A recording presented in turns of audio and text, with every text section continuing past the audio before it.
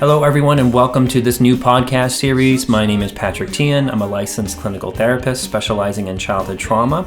And what this podcast series will be focusing on, we're going to be focusing on people's individuals' expressive stories, getting to the heart of the matter that what happened to us in our childhood.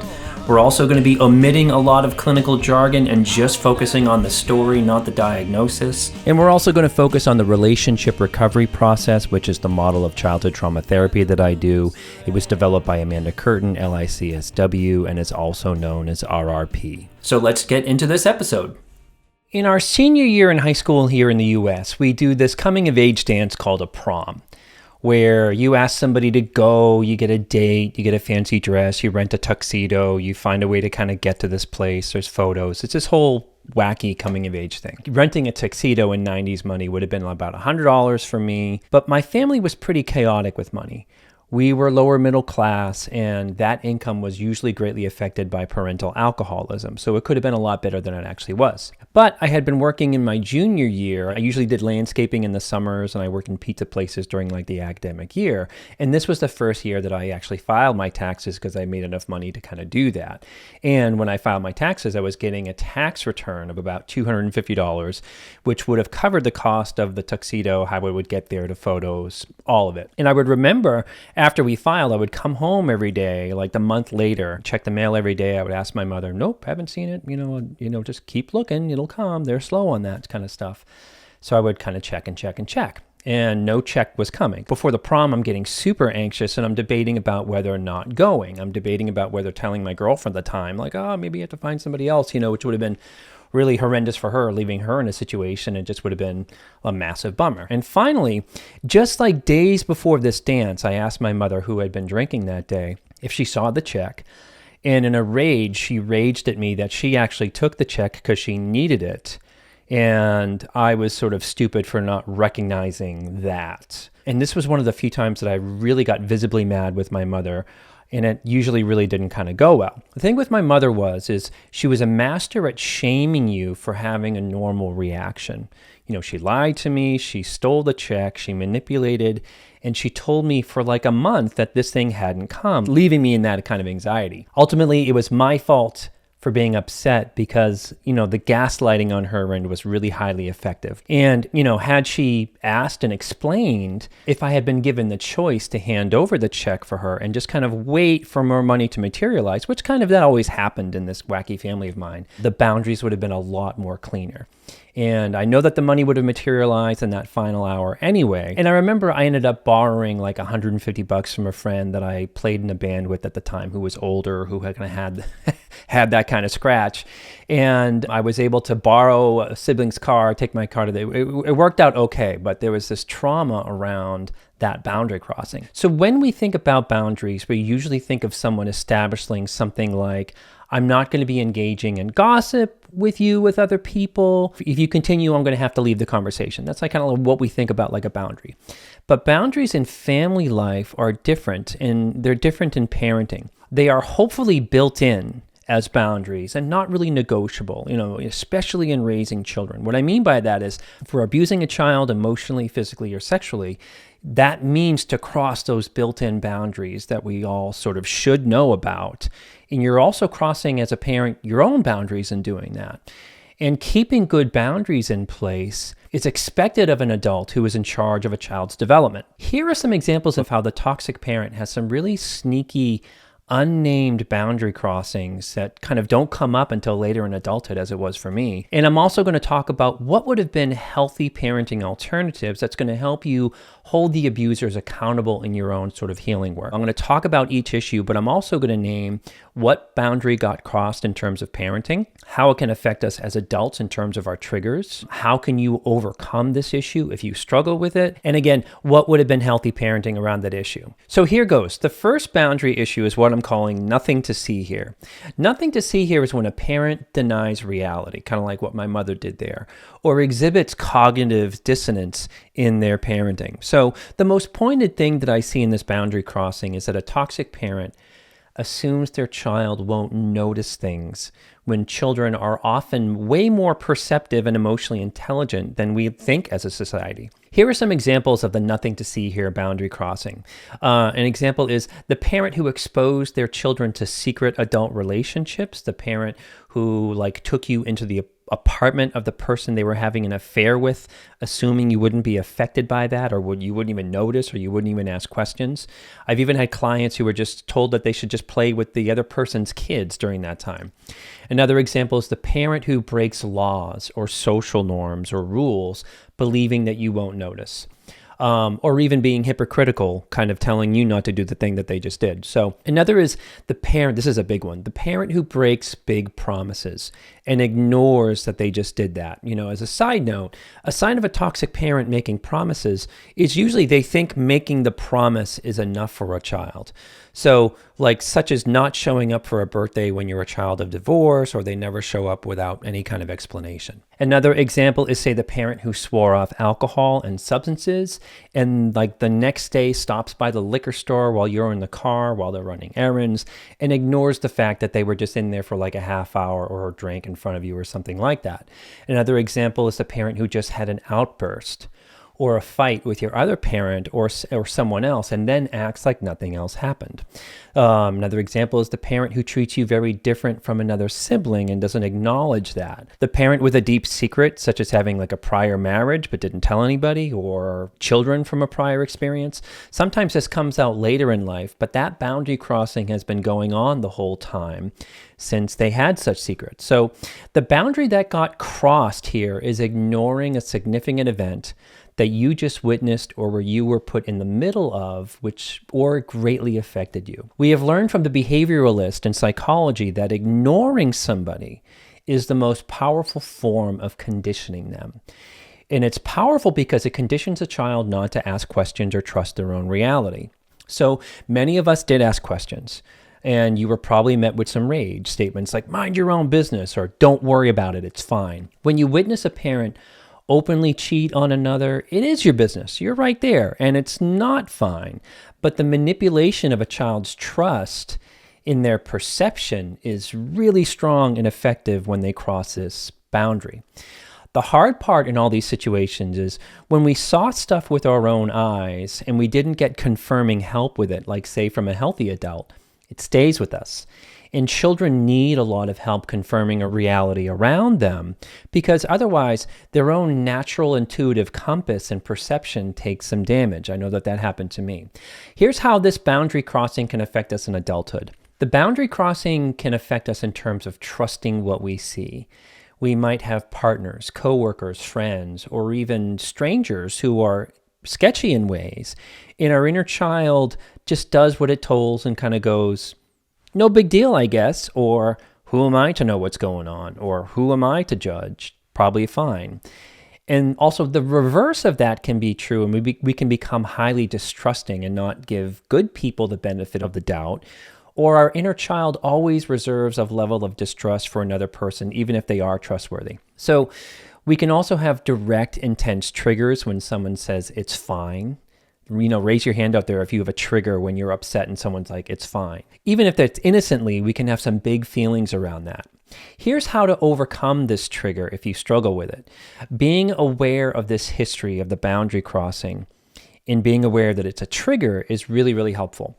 And I think we all have to practice how a manipulative, sketchy parent is very different than the people we are experiencing with in the present, even if they're, nefarious. And most importantly, we are different. We have the right to our perception. We have the right to ask questions. And we can also reclaim seeing the other person's humanity instead of just convincing ourselves that they're sketchy. So it can kind of go both ways. So we are also adults now, and we don't have to take real sketchiness as just acceptable behavior. And I know that feels like a contradiction, but we all need some help discerning from a supportive person, like say a therapist or a fellow traveler or something like that, in figuring out if we're right or wrong about people and our perception. Because remember, there's a lot of damage that happened to our perception. And finally, what would healthy parents do about this one?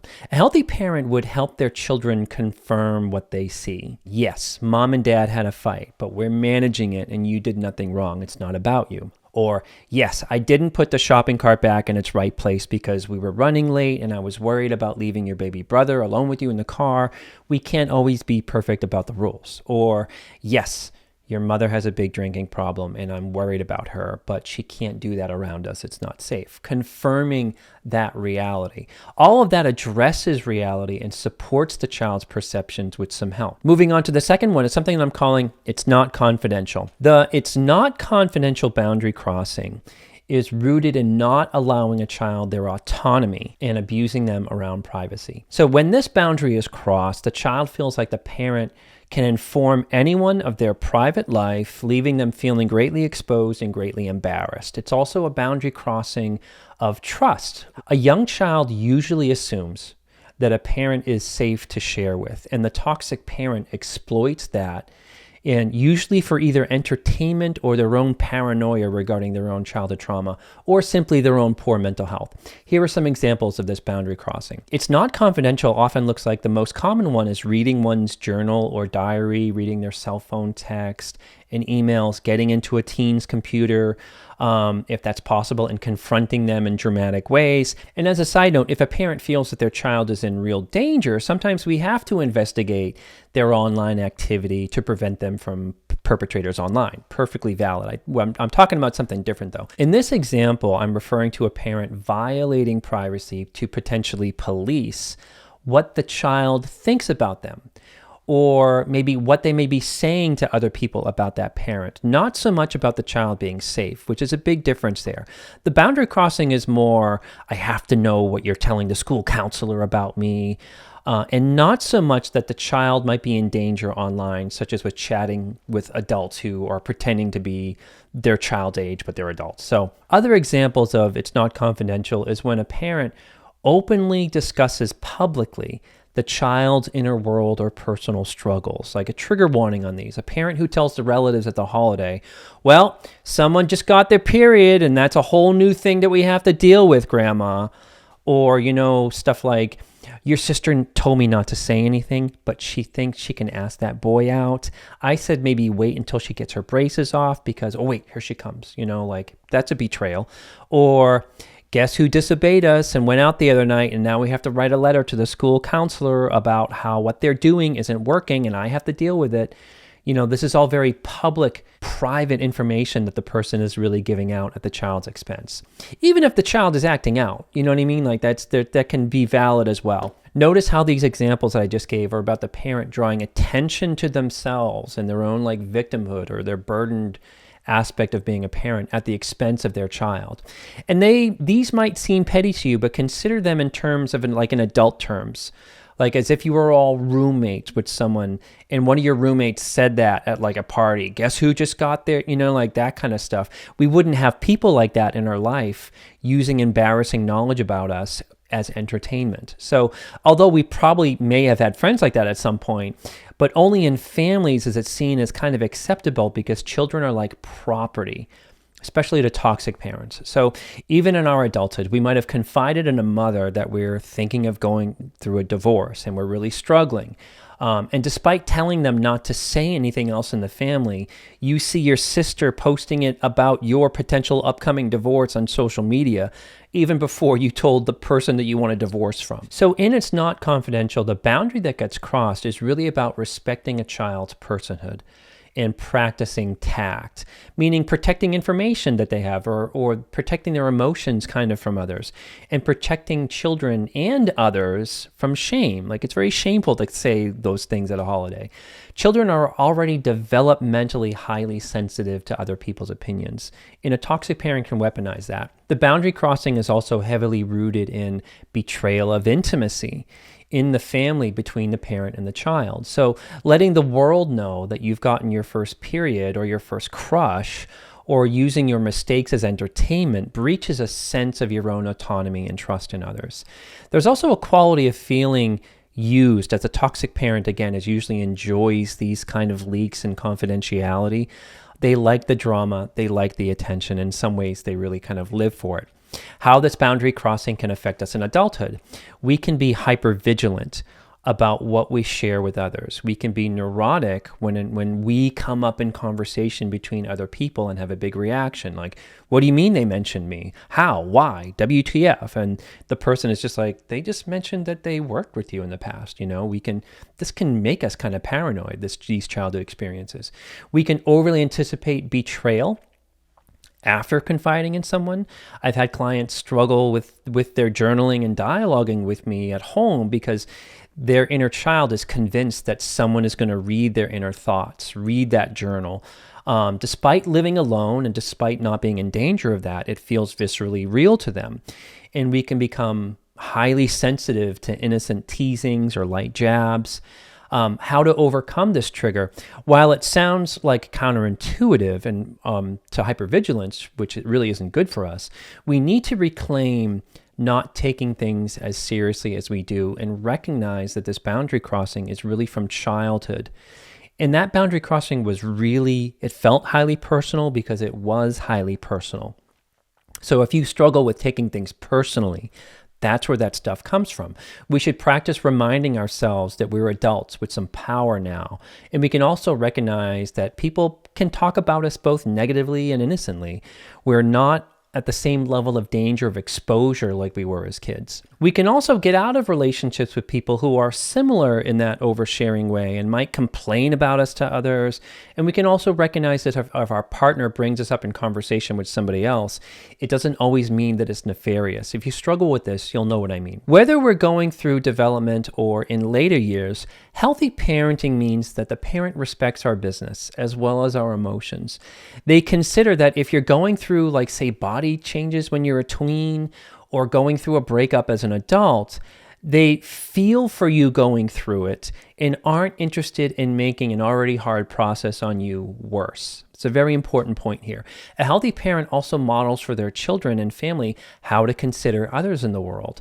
People who are like more well-adjusted, whoever those folks are, they don't feel compelled to tear someone down or gossip about a classmate or a coworker because they come from families that kind of value the feelings of others. They have some good boundaries in that way. So moving on to the third one is something that I'm calling You're Here For Me. You're Here For Me is about a parent crossing the boundary of roles and responsibilities in their parenting and looking to the child to supply their unmet needs. Some examples of You're Here For Me are a toxic parent makes you into, say, a surrogate spouse or a source of comfort, or is potentially living vicariously through you, heavily needing emotional care from you, and has maybe parentified you and taken care of them as well as others in the family, such as your siblings. You're Here For Me can translate into, you're here to make my life easier, or even worse, like, you're an opportunity for me. So at its root, this is a role reversal. The child does not have the experience of being a child, but is elevated to adult status. I've talked about this in other videos. It can also manifest where the parent lives vicariously through the child, crosses that boundary of autonomy, choice, and prevents the child from really building a healthy sense of self because it's so wrapped up in the parent. These boundary crossings are seductive to children, actually, because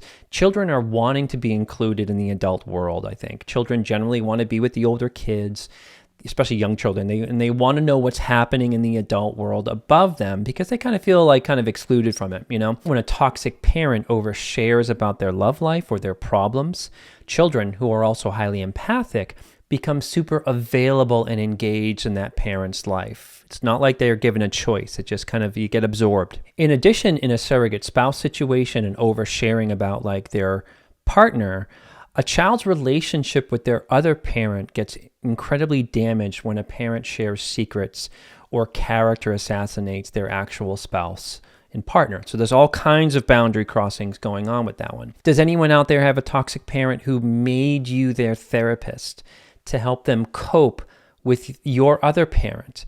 I have the saying that as children, we knew too much, which is really evidence that we were really robbed of healthy autonomy and healthy development if we were in the middle of all that stuff, knowing things. Some of you may have heard stuff like, I didn't have to marry your father, I could have done better. Or how does that really affect the relationship with your father, even if that father was abusive to you?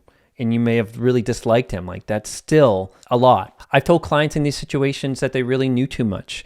They knew what was going on. They knew their parents' limitations, which is another version of knowing too much. And if we know too much, again, we really lost out on healthy development. This is really a horrendous boundary crossing that differs from being honest and age appropriate with the child if the other parent is abusive. The boundary that was crossed is autonomy and using the child as a resource that one would look to or expect from, say, like an adult therapist or a partner. So the child fills those roles for the toxic parent.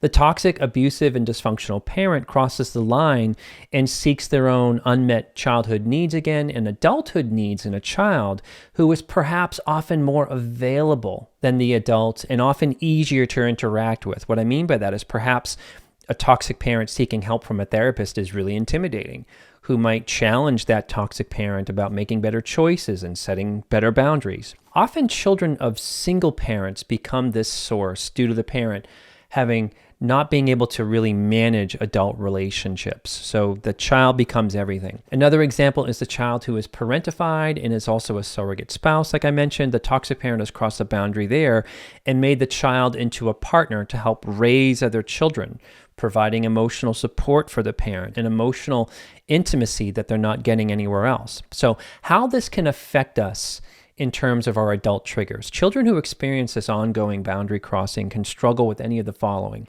fast, intense relationships where there isn't really a process of getting to know the person romantically or otherwise. Boundaries were really loose growing up, so there's no real healthy blueprint. They can also struggle with having an identity of their own because their forming identity was really, again, like enmeshed, and their sense of self was really wrapped up in providing for the parent, not becoming an individual. Not knowing how to be in relationships without being of service. And when you are the focus, it feels greatly uncomfortable or foreign. Another is struggling with control issues. The toxic parent often will ask their, child for advice, but then often doesn't take it. And this is really a setup in our adulthood about being overly focused on what people close to you are and aren't doing. You knew too much, right? How do you overcome this issue if you're struggling with it? Like with the others, it will be a healing process to change and heal from these boundary crossings. Things like shadow work, inner child work, group work, like the group work that I do in RRP are some really good modalities to work on this. Also, helpful things are like EMDR, which essentially involves processing and finding some anger, hopefully, about being set up for this stuff and the loss of healthy development, which means being able to become an individual in safety. So when triggered by this, it's essential to reconnect with our inner child around autonomy, letting people fail, reciprocal relationships, and not just caretaking or being so available. Even if it feels really foreign, even if you don't know how to do that, like that's the place to be working on in your healing. The anger about childhood will greatly help you regroup about the present struggle that you're having and put the accountability and upset on the parent in the past. So what would healthy parenting look like around this issue? Healthy parents know their role is to provide and to connect, not to use their children as an emotional resource or to just have the child mirror them. Healthy parents, they're guiding, they're teaching, they're helping, they're not using. A healthy parent understands that they are there for the child and they've invited the child into their life. The healthy parent doesn't overshare or overburden and recognizes the child's age-appropriate autonomy and developmental needs. For example, say in parentification, the healthy parent is aware that even though that the oldest child might want to help, that they don't burden them with the entire role of helping out the younger siblings because it's like doing them a favor. There is, helpful helping, but even the child knows that the parent is really in charge of things and they can rely on them to do that it's not up to them. Moving on to the fourth and final one is something I'm calling my beliefs are yours now. In this last boundary crossing, we'll be talking about personal beliefs, trauma beliefs, spiritual, religious beliefs in the toxic parent that they force onto their children who have to kind of absorb them. It's also what the toxic parent is modeling. It's kind of impossible to not be influenced by your parents' values, by their politics, their religion, their gender, their opinions about things or themselves. We're talking about something different here. Toxic parents often attempt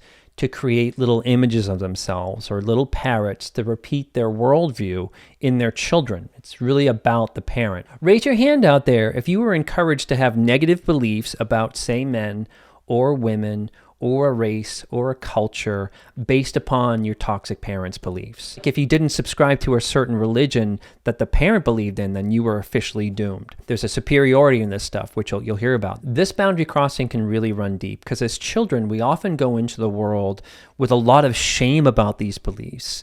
Some of us go into the world still believing some of these beliefs, unconsciously or consciously, or that we never subscribe to the parents' beliefs at all, but there's such shame about who we are. Because I think that our inner child kind of believes that they're a representative of their family when they go out into the world. Enforcing beliefs on a child, in my mind, is a betrayal about their own process of discovery, autonomy, their ability to think critically. And a toxic parent can directly verbally force these beliefs, or they can influence these beliefs from what they model. Some examples: a parent believing that one of the genders is lesser than the other, and I'm thinking about cisgender traditional households, or a parent believing or often demanding to subscribe to a religious belief, demanding that of their children and other people, or a parent being racist or lamenting to their children about how the other in society is ruining society. Or a parent believing that, say, affluent people are the best, a parent believing that poor people are the best, a parent believing an entire group of people are evil, like a culture, a nation, or homosexuality, or trans people, or people assimilating into another culture, on and on. You just pick the scapegoat and they're all about it. A parent believing that there is no point in trying to get better, that the cards are stacked against them. That's like another example of these beliefs. A parent believing that their family is extra special and superior to others in some way. Children raised in this are exposed to very black and white thinking, which is often disguised as safety. Like safety. A fundamentally religious parent can rob a child of having their sense of being inherently a good person by terrifying them with a set of rules, which is like the only way to survive in the world or be good, which isn't true. So what is the boundary that gets crossed in this example? So the boundary that gets crossed is inserting programming in without really consent or allowing the child to form their own opinions or having a process, which means really individuating as a healthy adult and becoming an individual outside the family system. Healthy parents, that's kind of what we want. We want them to become their own person. And a secondary boundary included in this kind of demands that they think and act exactly like their toxic parent and fully agree with their worldview, which is pretty self-centered when you really kind of think about it. And again, this is different than kind of just general values. So the boundary crossing is a betrayal that suggests that you don't get to be yourself. You need to be a champion of this system, or else everything will fall apart into chaos. And it's really burdening the child with often a highly dysfunctional worldview, to be honest. The boundary is also about control, enmeshment, like an insular kind of groupthink. And as a side note, it's really often sold as specialness and closeness. We're special because we know the right way to live, and that's what makes us so close as a family. And kids can get really seduced in that. They can get some love from a toxic parent through compliance or kind of, cheerleading. Like, we go to the right church, don't we, Dad? Or we don't live like those people do, right, Mom? We're better. That kind of stuff. It's a lot. And whether you bought into it or rebelled, it's a lot. How can this affect us as adults in terms of triggers? As childhood trauma survivors, we can struggle with forming our own beliefs in a way that our inner child is often scared of them or not feeling entitled that we have the right to form our own beliefs when it's really a given right. We can also really struggle with being afraid of not living in that system anymore, sort of like what's on the other side of brainwashing.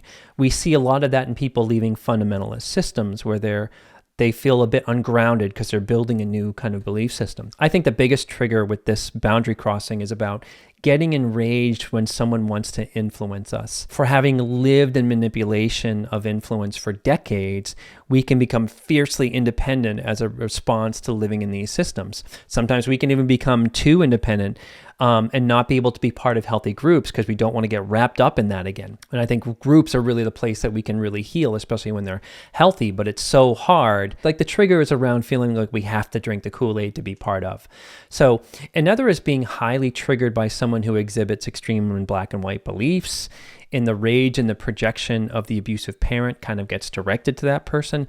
A common trait, I'm not saying the person isn't thinking in black and white terms. A common trait of someone who forces their children to believe what they believe is the quality of self-righteousness, which is really the top tier signs that we're triggered in the world is when we become really self-righteous.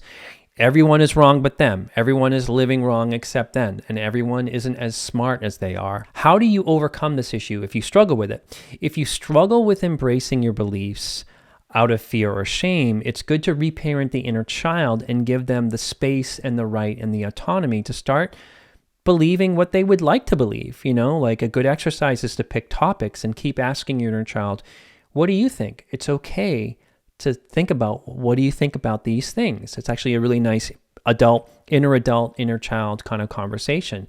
What is in line with your heart and about who you are? If you struggle with the rage issue that I mentioned earlier about rage about someone trying to influence you, you can reparent your inner child about what does it take you back to and how are you different now? You have the right to say no, and you have the right to just kind of pass that person by. It doesn't have to affect us as much. We have the right to decline, and we can be annoyed, and we can be more right-sized about it when someone tries to influence us, good or bad.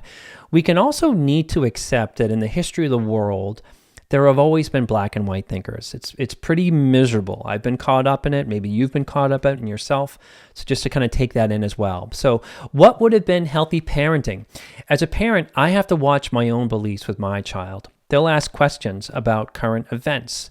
And yes, they know my politics, but I have to guide them in having a choice and a process about how they think about things. Like that's really the parenting is, what do you think? How do you think about it? What do what's the conundrum? I avoid explaining in terms of good beliefs, wrong beliefs, good people or bad people. I try to explain about like what might make people think and behave in specific ways. Healthy parents, as with all of these boundary issues, we give the child space, hopefully, to become what they want to and have their own process. As a parent, I don't shun religion, nor do I force it. As a parent, I try to teach critical thinking versus like doom mongering. And if I pounded my fist about atheism being the only way, or if I pounded my fist about religion or commandments or rules, I'd be crossing that boundary of taking away choice, and especially their right to interpretation. Healthy parents encourage kids to think and make decisions that align with their values, the child's values, not the system so much. I mean, given we all rules and laws in society, sure, but you know what I mean? We're talking about something different. This one is tricky because, as I said, it's impossible, I think, to not influence your child, because as parents, we are also teaching them and molding them around what we value. But a big but here is, are our values coming from a place of allowing space and choice and critical thinking? So some final thoughts. These boundaries are actually common parenting challenges. Parenting is extremely difficult, especially without having had healthy modeling and struggling with our childhood trauma of our own, which I'll be talking more about. Questions like, how do I protect my child from information they can't handle? How do I talk about big things in the family since they see it and it's happening in front of them, but what's age appropriate? How do I know they're safe without prying? How do I keep them safe in the world without taking away their own process? These are like healthy questions to ask, but for childhood trauma survivors with toxic parents, they never asked those questions. They weren't interested in these questions. It was just all what you got. So here's a quick diagram to focus on healthy versus unhealthy parenting around boundaries, coming down to motives. Motives are really helpful in thinking about your own sort of family system, about if you get stuck on things. A healthy parent is focused on a child's development from the place of how their actions affect the development. Whereas I often say that the toxic parent is just focused on their own comfort, like in the other column. A healthy parent is really focused on the emotional safety of the child, while I think a toxic parent is often operates on a place of fear or instills fear to control. Healthy parents want their child to be their own person, which sets themselves up for not getting into abusive relationships in adulthood, while the toxic family models enmeshment, control, and absence of choice. And it's very possible to raise empowered children who know they don't have to take care of somebody who is being crappy to them, which many of us experience that in adulthood due to the childhood trauma. Healthy parents model realness and honesty, while a toxic parent usually spins reality to manipulate. So returning to that story about my mother with the tax return check, let's plug all that in. My mother is focused on her own comfort, avoiding the discomfort or trouble of telling me she cast a check in my name, instead of thinking about the developmental milestones of trusting and relying on others, especially those who are close to me, like my mom. So in terms of safety, she projected that I wouldn't freely give over that check and wait for something to come up, which usually did in my family. So we somehow always landed on our feet growing up, and instead she operated under that fear that I would be upset. So I probably got some of her projection there, that I would have been disappointed. I definitely would have, but she was all about the comfort and avoiding that conversation. Hopefully that makes sense. She couldn't handle the hard conversation of people being disappointed in her. Autonomy of a child means encouraging a teen to make their own money, make decisions as best they can, and kind of be learning gradually how to become an adult and be free and independent as best as they can. My mother used control and manipulation to make it seem like I was the selfish one to be upset about that check, and she turned it around to control the narrative that she was the one that suffered most and I should be more understanding. Does that sound familiar to you?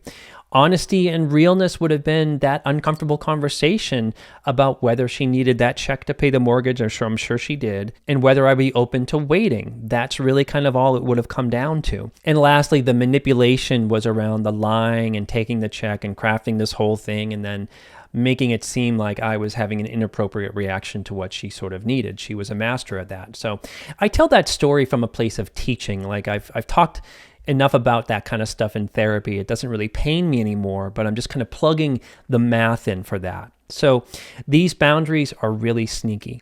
And of course, we cannot cross physical, sexual, emotional boundaries as the duty of being a parent, but emotional and mental ones with the toxic parent are often harder to name and place. I hope this was helpful to you. I'd love to hear from you about how these kind of manifested for you growing up in similar ways or ones that I didn't really address here. These reflections and explorations on this stuff can really help us understand why we get triggered the way we do, and hopefully we can have some more control over it while understanding we have some unfinished business to do in our healing work. And as always, may you be filled with loving kindness. May you be well, may you be peaceful and at ease, and may you be joyous. And I will see you next time.